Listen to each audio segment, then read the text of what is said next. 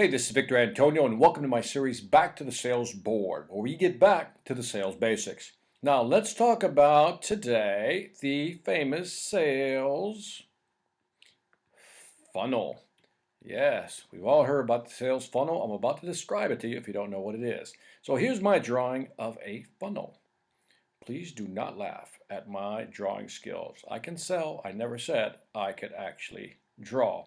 So this is a sales funnel. And a sales funnel is basically how many leads, contacts do we have to contact in order to try to sell them what we have to offer, product, service, get the idea. Now there's three ways you can collect leads. Okay, so let's say we want to get new customers in here. You can use advertisement as a way of generating, new leads. So we'll call the first half of the funnel, we're going to call that C, and I'll tell you why in just a bit. But the people we're just collecting at this level, we're going to call them leads, okay? These are just leads that we can get from advertisement, like for example, media, radio, newspaper. Then there's, let's say, online, right? People who find our website or through social media who are interested, maybe they can contact us.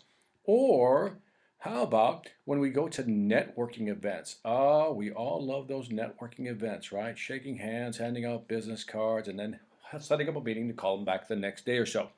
So all these people that you meet fall in here. Well, these are all people's heads, by the way, in case you're wondering, right?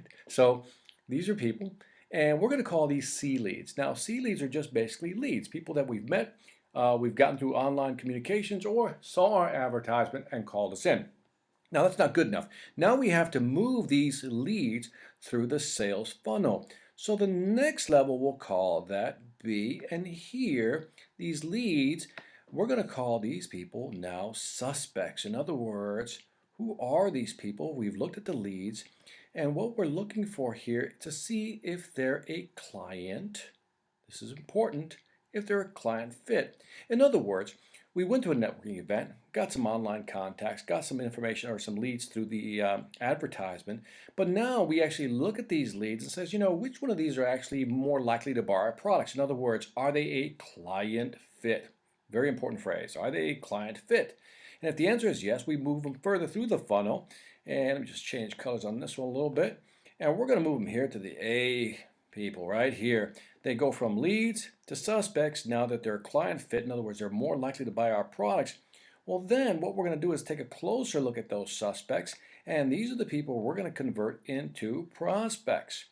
Now, what defines a prospect? First of all, they have to be a client fit. People who would typically buy our product or companies that would typically buy our product. To make them a prospect, we need to make sure that there is and this is important again, that there's a product fit, okay?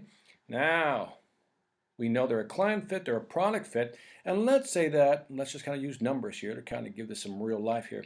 Let's say that the leads collected at this level, right, level C right here, and let's say that we have 100 leads that came in this month. But as they move through the funnels and we qualified them to make sure they were a client fit, and we further qualified them to make sure they were a product fit, that finally what came out of the funnel here, let me do this in more of a green here. Let's say that out of those 100 people we got, these are my actual prospects that I'm drawing out here, right? That's it. Let's say that we got, I don't know, let's say we got 5, right? In other words, these are 5 great prospects that we're now going to follow up with, okay, before we move them into the sales pipeline, which is another video. Now, here's what's interesting about this number, that we had 100 people that contacted our company. But at the end of the day, or in this case, the end of the month, only 5 people are worth really pursuing based on our client fit and our product fit criteria. Well, this brings up a new concept that I like to introduce to you if you've never heard this concept before. And that is, are these people efficient? Now I want to introduce you to this phrase right here. Sales funnel effectiveness. Sorry for bleeding into that. Sales, also known as SFE, right? The sales funnel effectiveness. And the way you measure the effectiveness of a funnel is to take the number of leads that you've generated, in this case 5, and you divide it by what you started out with. And then you multiply by 100 to get a percentage.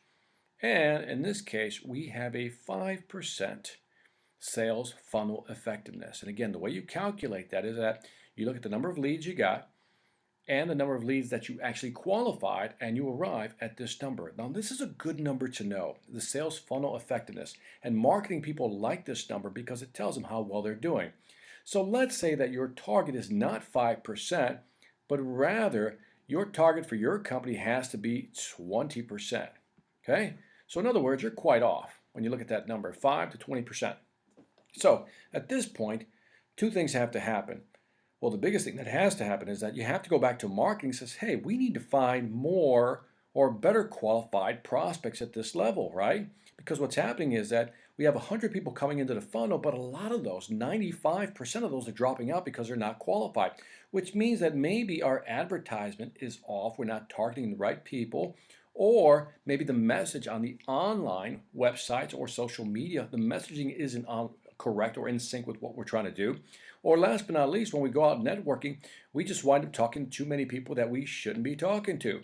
So in other words, we have to improve our advertisement, we have to improve our online marketing, make it more effective, and make sure that we get in front of the right people. So in other words, if we have more qualified leads at this level, this will actually boost this number till we can hit that magic 20 in this case. Get the idea? So these are the basics of what you need to know about a sales funnel.